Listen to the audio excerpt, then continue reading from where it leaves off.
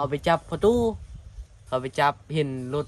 ดำสีดำสีดำแล้วค่อยก็บอกตำรวจว่าเขาสิจับมืดลงพอเขาสิจับมืด2 คนแล้วค่อยก็บอกว่าผู้นี้บ่เกี่ยวพี่น้อยเนาะเปิดจีเปิดภาพมาก็พี่แหละเนาะเอากะห่างหายกันไปหลายเติบพี่น้อยเนาะจากบ้านอะไรนี่ก็ได้พี่สิจำกันได้พี่น้องเนาะบ้านจำเงินซานหลังนี้เนาะโอ้หลายมื้อหลายวันเลยแต่บ่ได้เข้ามาก็เลยเข้ามาแวะเวียนเบิ่งอีกก้อนมื้อนี้เนาะนั่นน้องต้นกล้าเด้อสบายดีโอ้ยพักโรงเรียนเนาะมื้อนี้เนาะโดยเป็นได้ช่วงนี้บ่ได้พอจักมื้อแล้วเฮาโดนแล้วโดนเลยเนาะเป็นได้เงินซานบ้านซองเนี่ยเบิ่งขึ้นมาเบิ่งทางหลังเฮ็ดใหม่ประเทศอันได้ให้ไหมเนาะอ้ายว่าสิไว้มาเบิ่งอยู่พี่น้อยเนาะเอาก่อนอื่นเด้อพี่น้อย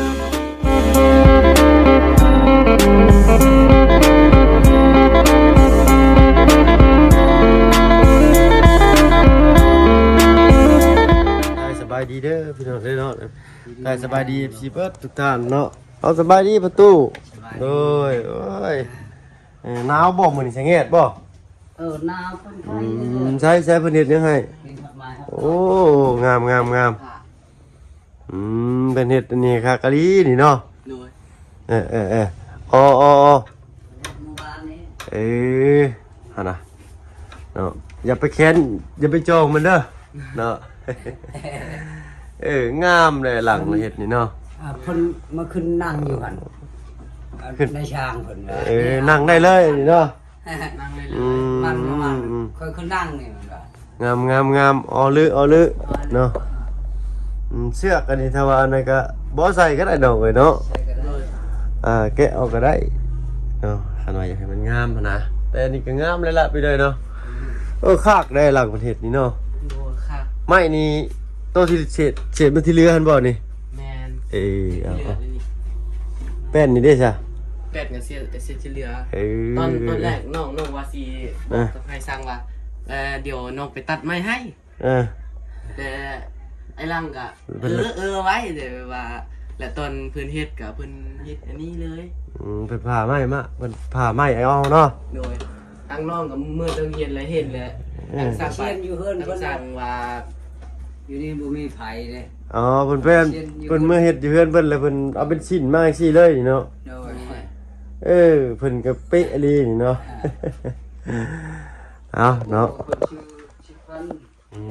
เลยมีโน้ตเลยงามไปเลยเนาะใส่น็อตยิงเอาเลยมันโอเคกว่ามันตอกไม่ยังบ่แตกเอาอันนี้ยังนอนอยู่เดียวบ่เนาะใช้เปิดอยู่ประตูนี่หักกับมืออะไรอันใดครับเมื่อไรอยู่นั่งเจ้ากับมาแต่ใช่มาแต่จนมันต้นเปิดหลับหลอกหลับลมยังวงเว้นจึงระบายจึงบ่อัพมันเลยเปิดง่ายป่ะน้องต้นกะบ่มันครับก็ต้องยกหน่อยหนึ่งได้ว่าเนาะเพราะว่าถ้ามันรวมแล้วกับคอนนะอันนี้ด้วยสะทังไงนี่บุรีลูกไปใช่ใช่ไหมจักอันก็แล้วเอาไว้ไม่ใช่เนาะเพิ่นน่ะบ่ลูกไปใส่ซ้ำก็มีอยู่แล้วนั่นมีเอาไว้ก่อนเอาไว้มีนั่งก่อนใส่เอาเนาะเอาเสร็จแล้วแต่เพิ่นพี่หน่อยเนาะเพิ่นเอาไว้ใส่อันนั้นได้มันน้อยอันนี้เนาะอันนี้ก็รักษาไว้อีกบรบัดไว้เด้อบ่ต้องถิ่มพระเด้อน้องเด้อเอาไว้เบิ่งเด้10สิห้าง20สิห้างก็ห้างให้แต่หน้าสวนนั่นแหละเนาะเอาคือว่าได้ยินว่าทางแม่ตู้เพิ่นไปใช่ก็ไปอยู่ส่วนมันต้นไปทางให้รถไปเอาทางให้รถไปโดยกับน้องนี่แหละไปเป็นอะไรก็มันต้นทอนเลยบ่กลเลยบ่ยังแต่ว่าทางเอาไว้ก่อนไปทางก่อนโดยตอนสิก้นกับทางเอาไว้ก่อนเก็บไว้ก่อนถ้าแบบว่าเขาก้นแล้วล่ะเอากับว่ามีทางให้รถไปแหละโอ้ยากเลยแม่นนะเป็นไงนะต้องทางก่อนเป็นได้ประตูนอนอยู่นอกหนาวอยู่บ่มันช่วงนี้บ่ค่อยหนาวบ่ได้เนาะเพราะว่า ช่วงนี้มันบ่ค่อยหนาวแล้วพี่หน่อยเนาะ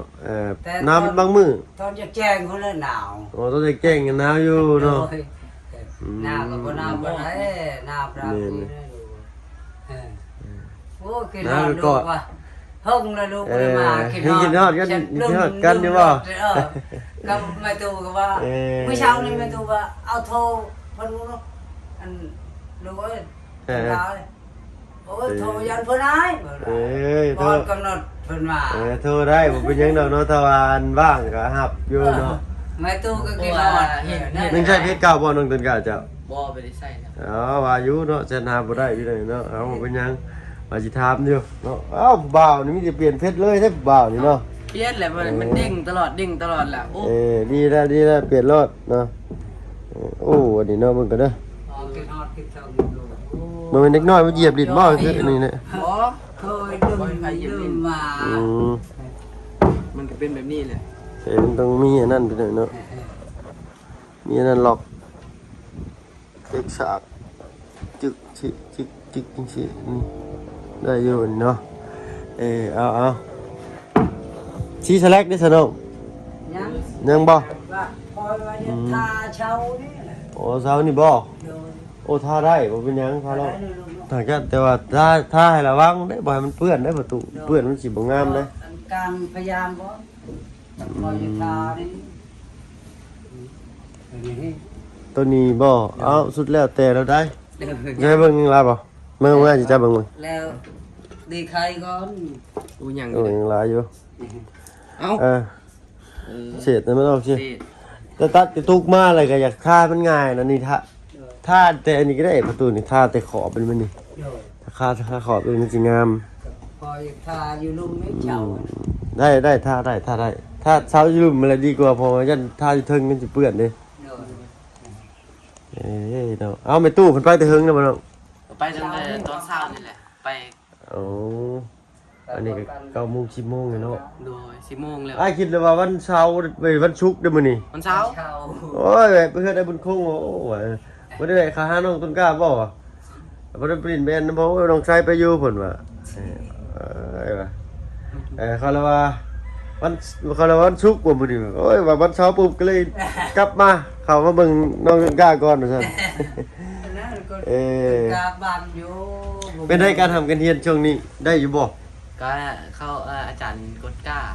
าเลยเอาคะแนนนี่แหละ บ่ได้ซ้ำ ฮะ บ่ได้ซ้ำ เอาคะแนนยังบ่ออกตั้งว่าออกประมาณสักวันจันทร์ประมาณนั้น วันจันทร์ว่า บ่วันจันทร์ก็เขาออกคะแนนอยู่ว่าหยังวะตารางตารางเรียน ตารางคะแนนเพิ่นที่ชื่อว่าอะไรพี่หน่อยเนาะน้องบ่เรียนทันม.1 เนาะเด็กก็ค่อยเป็นค่อยไปแล้วน้องเนาะ โดย อยากชูให้ขยิงเพิ่นว่าจะเก่งต้องขยันเพิ่นว่าต้องหัดอ่านเขียนคือว่างๆเฮ็ดหยังอยู่นี่เบิ่งเพิ่นบ่ได้ให้เบิ่งบทเรียนบ่ในครูอาจารย์เพิ่น ไปให้เบิ่งเลยว่าถ้าเบิ่งแล้วก็แบบว่ามื้อที่เขากดกล้าก็ให้แบบว่าเขียนคำตอบแบบนี้คำตอบที่เฮาจื้อได้ คำตอบจะจื้อได้ที่เราเคยเรียนผ่านมานั้น โดย ผมโอ้ถ้าบ้านเรานี่สมัยกี้พี่หน่อยเนาะ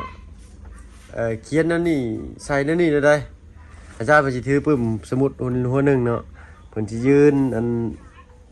ในข้างกระดานแล้วก็อ่านให้แล้วก็เฮาเขียนเพิ่นบ่ได้เขียนใส่กระดานเด้ โดย เดี๋ยวนี้ยังเฮ็ดคือซั่นอยู่บ่มีบ่นั่นน่ะ ก็บ่ค่อยได้มีแล้ว มีแต่เขียนใส่กระดานเลย เขียนใส่กระดานแล้วก็บอกจับปึ้มแล้วก็บอกเพราะว่าคนแบบว่าสองคนหัวหนึงปึ้ม อืมแบ่งกันเขียน แล้วพี่น้อยในการทำการเรียนแต่ละยุคแต่ละสมัยก็สิบ่ค่อนข้างบ่คือกันบ่หรือไดเนาะถ้าว่าเพิ่นก็บ่ฮู้คือกันเนาะเอ้ยเนาะว่าอยากออกไปเบิ่งกันในตู้เพิ่นเด้เนาะ โดย มันข้าวเนี่ยพี่น้อยเนาะเพราะว่ามื้อนี้ทางลูกมันสิพาเมื่อ โอ้ สิเดินทางกลับก่อนรอบนี้ โดย พากันได้ยังกินข้าวคือว่ากินข้าวบ่เบิกอยู่ กินครับ เนาะประกาศ ปักนั่นไปเลยเนาะ หมดแล้วก็การต้มแต่เช้าดีอยู่ เลยโอ้มื้อเช้านี่หมอกตกแห้งบ่ฮะ แมน มองแรง ตัวโดนเป็นห่วย ตอนมา ตอนเศร้าๆวิยาคนลุกลุกแล้วไปเห็ดเวียก เลยฮอดไซส์แล้วทางไปตู้เป็นเฮ็ดเวียก ก็ดูแบบว่าอยู่ฮอดประมาณสักหลายๆแล้วตอนนี้หลายแล้ว เพิ่นตัดผู้เดียวเพิ่นบ่เจ้าไปตัดแล้วเจ้าหากะมาบ่เนาะ โดยฮากะมาตัดน้ำลาว อืม ฮากะมาอันนี้ก็ตัดสีแล้วว่าสิอาบน้ำอาบทาอันนี้ เนาะมื้อวันจันทร์นี่ไปเฮียนนี่เพิ่นสิแจ้งตารางคะแนนบ่เนาะ ยังเป็น ยังวะ เป็นเดือน เดือนหนึงสรุปตัวหนึงเนาะ โดยเดือนหนึ่งสรุปชื่อหนึ่ง เอาเนาะใส่ลงมาตรวจเบิ่งตะลุ่มตารางดูพี่หน่อยเนาะลงตารางอ้อนแป๊บนึงพี่หน่อยนะอึ๊บใส่สะอาดสะอ้างคือเก่าอยู่บ่โอ้คือเป็นไผคุกขี้ดินมาใส่นี่ ก็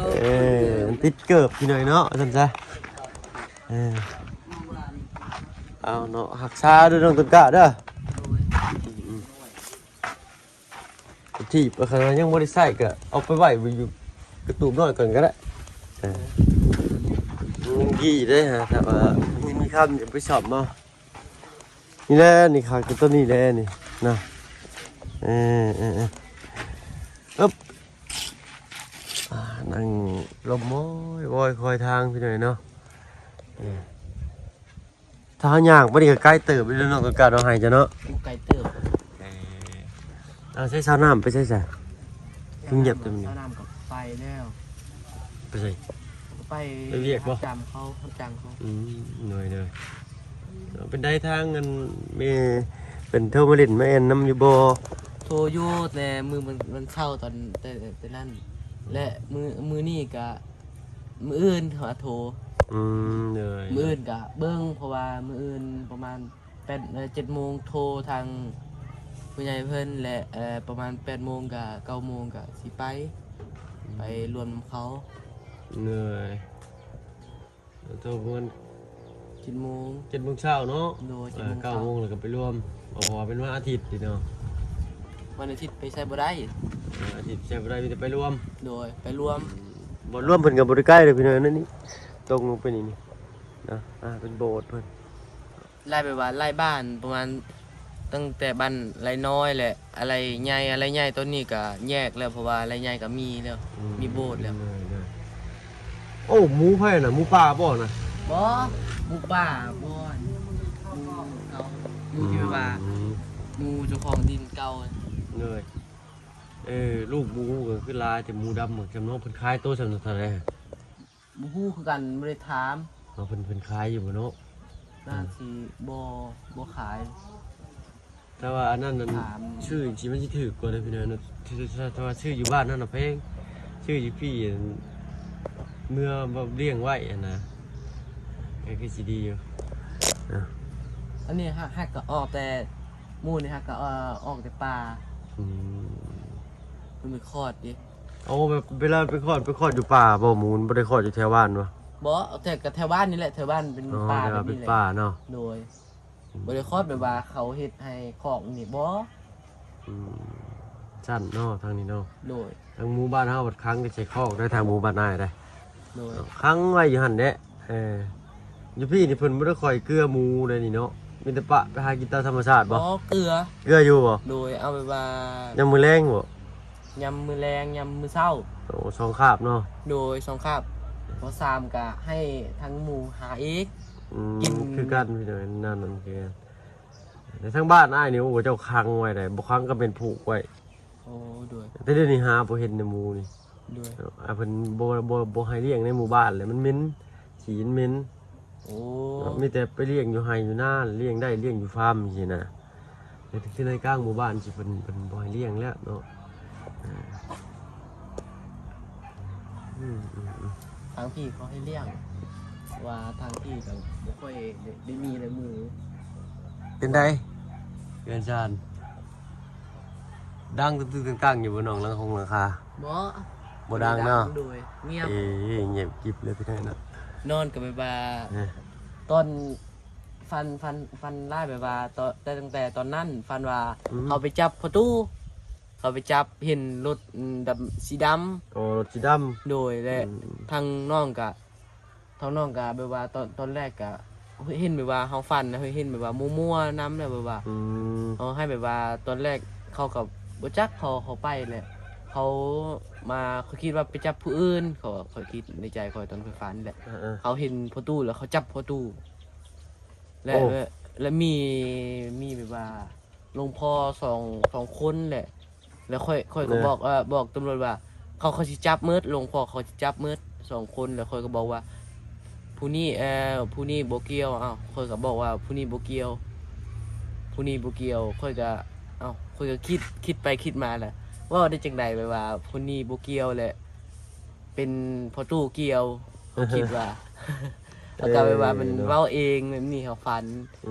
แล้วเขาก็จับแล้วตอนนั้น จับประตูบ่ โดยเขาจับใส่รถแหละค่อยกะห้องให้ขอให้เขาแหละห้องดุนๆแหละไม่มีแบบว่าผู้หญิงแหละเขาบอกว่าบ่แม่นผู้นี้บ่แม่น เพิ่นจับผิดเนาะ โดยจับผิด ให้ในความฝันว่าซั่นติ โดย ตื่นขึ้นมาม้อนเปียกเบิดได้น้ำลายเหือยบ่ ก็แบบว่า ดูม่วนไปเลยเนาะ เสียใจและแบบว่าตอนนั้นให้ เอาความรู้สึกในตอนนั้นไปเลยเนาะน้องต้นกล้าเพิ่นให้เราความฝันให้ฟังว่าซั่นซะเนาะ ลุกมาตอนดึกๆมันก็มาแบบว่าเอามาทิฐานแบบนี้แหละมาทิฐาน และตอนเช้าก็บอกประตูและบอกประตูบอกว่า โอ้ดีแล้วเขาปล่อยเขาว่าเขาปล่อยแล้วเขาว่าหายแล้วเป็นไข้ แล้วเนาะบัดนี้เนาะ ด้วย